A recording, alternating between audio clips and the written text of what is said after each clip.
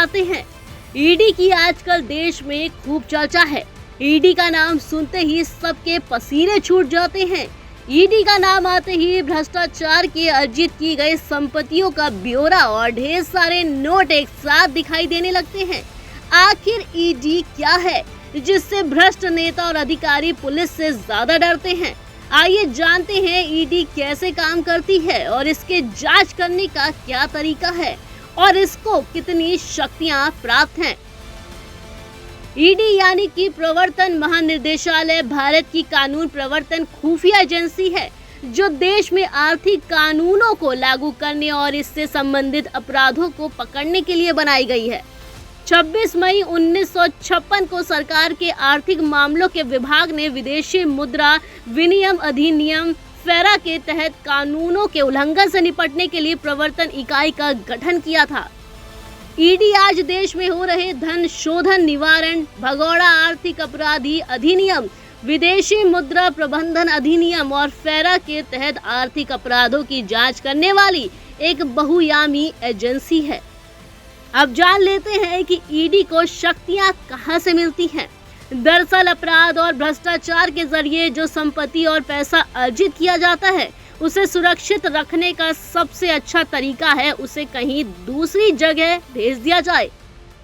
ऐसा करने से अपराधी की किसी के प्रति जवाबदेही नहीं होती। देश में इन्हीं अपराधों और भ्रष्टाचार पर रोक लगाने की सख्त जरूरत थी। 2002 में prevention of money laundering act के जरिए ईडी को लाया गया, लेकिन इस अधिनियम को 2005 में लागू किया गया। इसका उद्देश्य था कि भारत के बाहर या यूं कहें कि स्विस बैंक्स में जो पैसा भेजा जा रहा है उसको रोकना और इसके साथ ही पैसे को जहां भेजा जा रहा है उसके निशान को पता करना था। इसलिए prevention of money laundering act के मुताबिक ईडी को धारा 48 और 49 के तहत जांच करने की शक्तियां मिली। ईडी अधिनियम के अनुसार अगर भारत से विदेशों में मनी लॉन्ड्रिंग की गई है तो संबंधित जगह को जानकारी के लिए अनुरोध पत्र भेजने का अधिकार है। वहीं अनुरोध करने के बाद विदेश की सरकार ईडी द्वारा पूछे गए दस्तावेजों और साक्ष्यों को भारत के साथ साझा कर सकती है।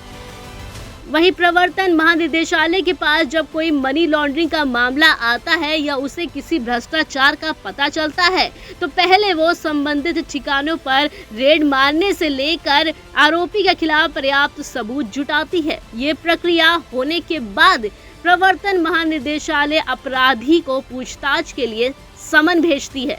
बता दें कि स्थानीय पुलिस स्टेशन में धन से संबंधित कोई केस दर्ज किया जाता है जो 1 करोड़ से ज्यादा है तो इसकी जांच करने वाला अधिकारी ईडी को पूरा विवरण भेजता है।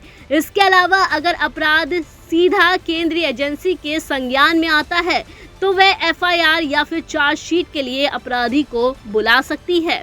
इसके बाद पता लगाया जाता है कि कहीं कोई लॉन्ड्रिंग तो नहीं हुई है। अब सवाल ये है कि स्थानीय पुलिस और ईडी की जांच अलग कैसे है। अगर किसी नेशनल बैंक में चोरी हुई है तो स्थानीय पुलिस स्टेशन पहले जांच करेगा।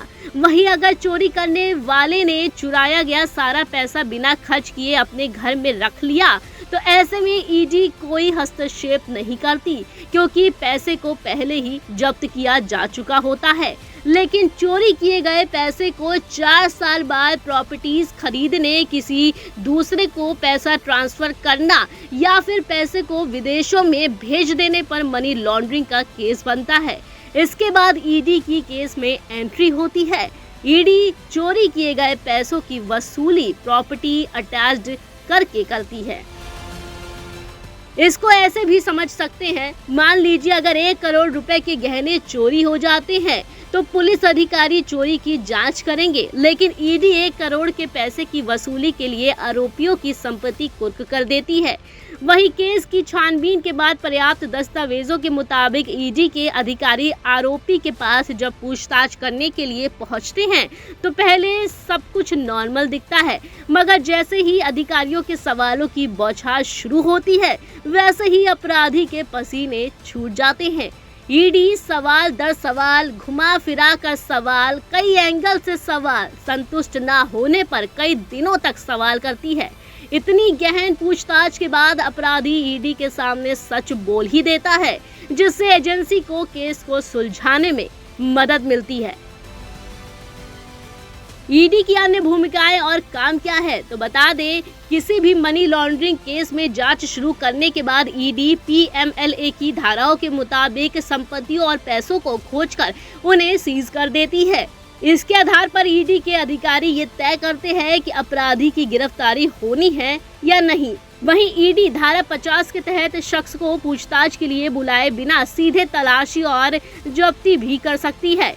इसमें यह भी जरूरी नहीं है कि पहले व्यक्ति को तलब किया जाए और फिर तलाशी और जब्ती की जाए, यानी ईडी कैसे भी केस की शुरुआत कर सकती है। अगर व्यक्ति को गिरफ्तार किया जाता है तो ईडी को चार्जशीट दर्ज करने के लिए 60 दिन का समय मिलता है, लेकिन अगर किसी को गिरफ्तार नहीं किया जाता है और केवल संपत्ति कुर्क की जाती है तो कुर्की आदेश के साथ अभियोजन शिकायत 60 दिनों के भीतर न्याय निर्णायक प्राधिकारी के सामने प्रस्तुत की जाती है। गौरतलब है कि सरकारी आंकड़ों के मुताबिक ईडी ने 31 मार्च 2022 तक prevention of money laundering act के तहत 5,422 केस दर्ज किए हैं। वहीं ईडी ने 1,04,702 करोड़ रुपए या संपत्ति जब्त कर चुकी है। एजेंसी 922 मामलों में चार्जशीट दायर कर चुकी है और 23 अपराधियों को दोषी ठहरा चुकी है। हालांकि जिस तरह से ईडी देश में सक्रिय है, इससे एजेंसियों पर कई गंभीर आरोप भी लग रहे हैं।